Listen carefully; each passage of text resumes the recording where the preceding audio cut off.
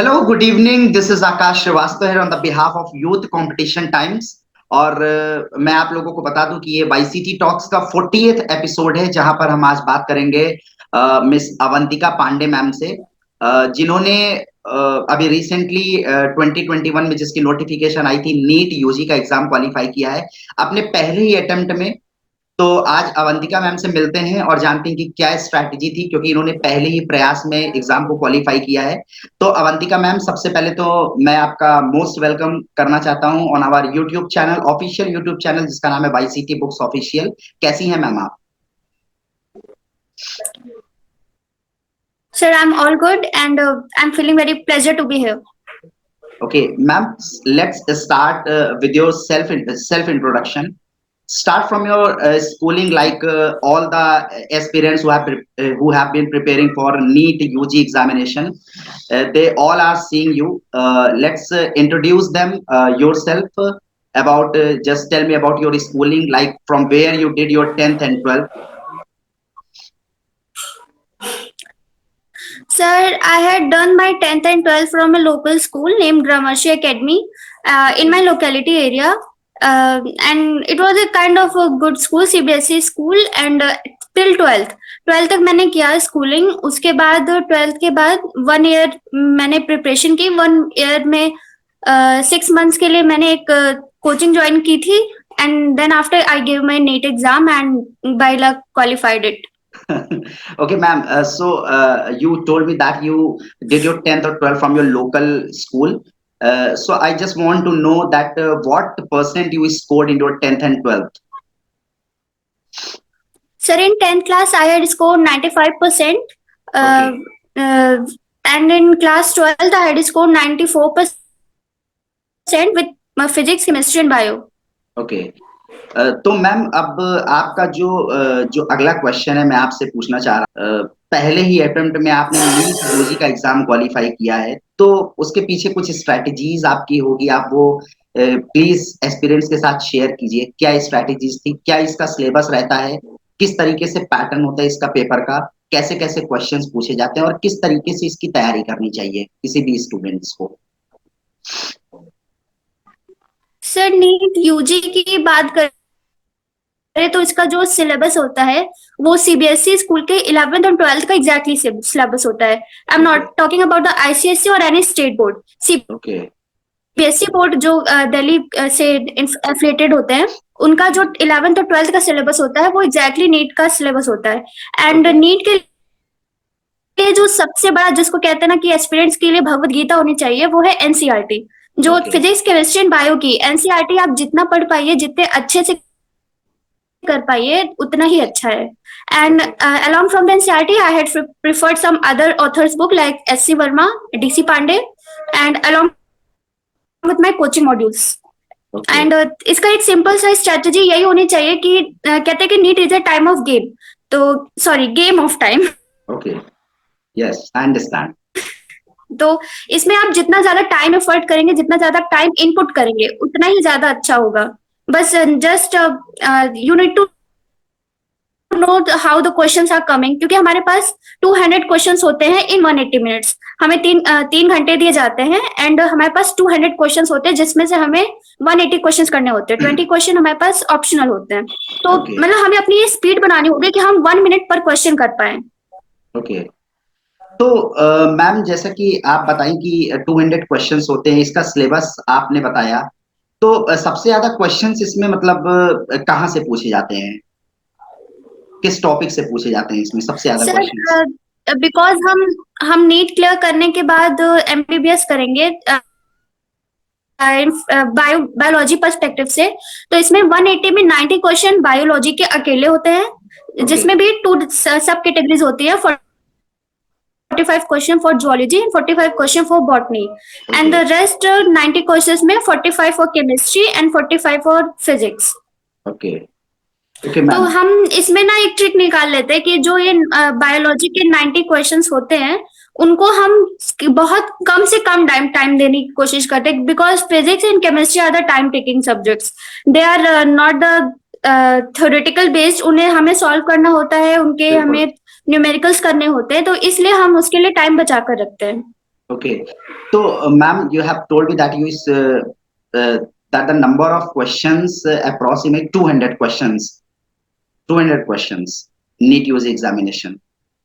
Okay so कितने number का ये होता है, ये 200 क्वेश्चन जो होते हैं ये कितने मार्क्स के होते हैं, मतलब ईच क्वेश्चंस जो क्या? सर ये 200 क्वेश्चन हमें सिर्फ 180 अटेम्प्ट करना होता है, तो okay and each question carry for 4 okay marks. तो हमारा टोटल 720 का पेपर होता है, 720 नंबर का पेपर होता है हमारा।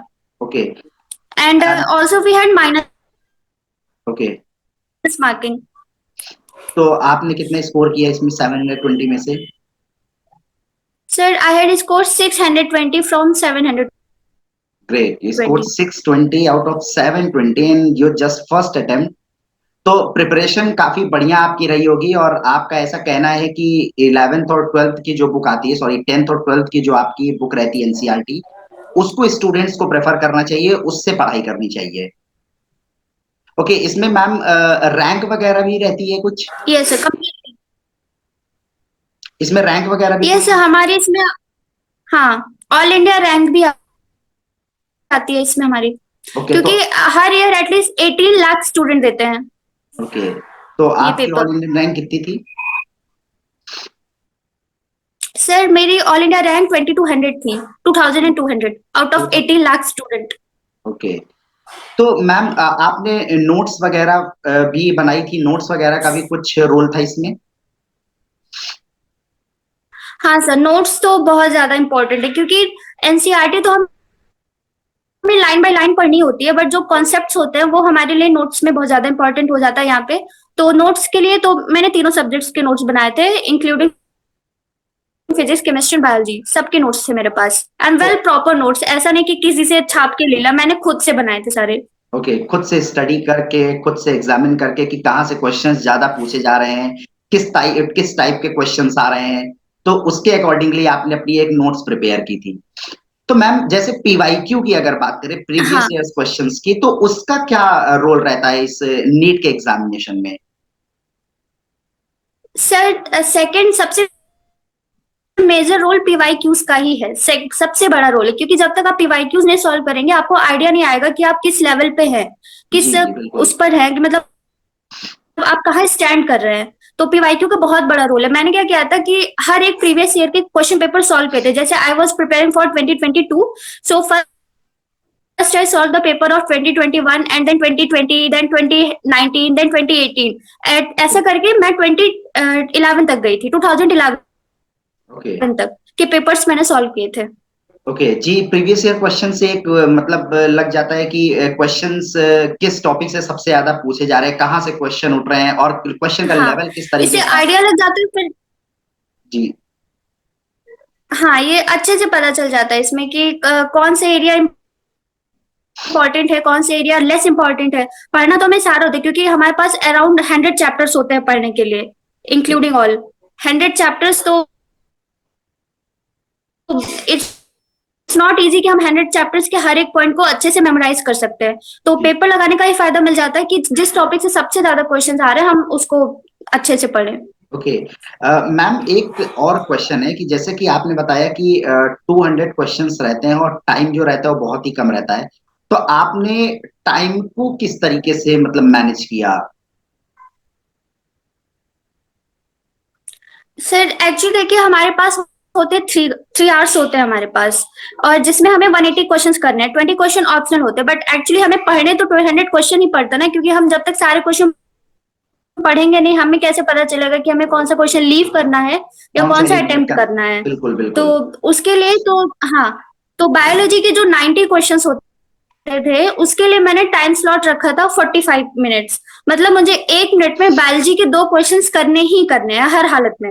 ओके तो इस तरह से बायोलॉजी के मैंने 45 मिनट्स फॉर बायोलॉजी, एंड फिर उसके बाद 50 to 60 मिनट्स, मतलब 50 मिनट्स और 1 hour for chemistry, and the rest of the time for the physics, क्योंकि actually physics is my weakest subject. तो I save a lot of time for physics. Okay हाँ, क्योंकि biology में क्या रहता है, that is question that comes in examination based on theoretical questions, तो उसमें बहुत ज्यादा मेहनत लगती भी नहीं होगी उसमें। या कंप्लीटली।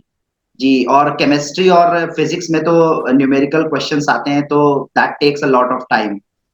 तो इसके लिए आपने कई टेस्ट सीरीज वगैरह नहीं ज्वाइन किया था, मतलब टेस्ट देना और मॉक टेस्ट वगैरह? से कि हमारी कोचिंग में फैसिलिटी थी, वो हमारा रेगुलरली मॉक टेस्ट एंड कोई टेस्ट सीरीज कई सारी हमारे होते रहते थे। ओके। तो एंड उस टेस्ट सीरीज का बकायदा रिजल्ट भी आता था, तो ऑल इंडिया रिजल्ट भी आता था।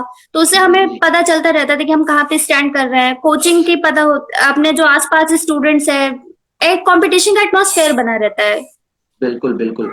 तो मैम, जैसा कि ये आपने बताया कि नीट का आपने ये कौन सा था, यूजी, नीट का UG, that called under graduation. तो इसमें क्या आप मतलब जो डॉक्टर्स बनते हैं, जो अपॉइंट होते हैं, वो एमबीबीएस उनकी वो रहती होगी? तो इसमें आपने और भी, जब हमारी बात हुई थी तो आपने बताया था कि इससे ऊपर भी एक रहता है, जैसे एमएस बनने के लिए किसका एग्जामिनेशन देना होता है? सर उसके लिए हमें नीट पीजी देना पड़ता है, नीट पोस्ट ग्रेजुएट। तो वो ओके, हमारा 5 ईयर एमबीबीएस कंप्लीट करने के बाद ही हम एलिजिबल होते हैं उसको देने के लिए। ओके। तो उस एग्जाम को क्वालिफाई करने के बाद कोई भी एक्सपीरियंस और कोई भी स्टूडेंट्स वो मतलब एमएस बनता है, और क्या आपने बताया था?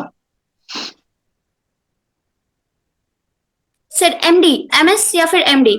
एमएस या फिर एमडी, ओके। Alright ma'am. तो MS stand for master of surgery and MD for medicine. Medicine, master of medicine, okay. तो मैम, कोई और सजेशन आप देना चाहेंगी, क्योंकि और भी बच्चे अभी नीट का पेपर होने वाला है तो उसमें अपीयर होंगे, तो और भी कोई सजेशन आप देना चाहेंगी कि किस तरीके से, क्या स्ट्रैटेजी उनकी रहनी चाहिए, किस तरीके से वो प्रिपेयर करें, जिससे कि पहले ही अटेम्प्ट में वो नीट का एग्जाम क्वालिफाई कर पाए?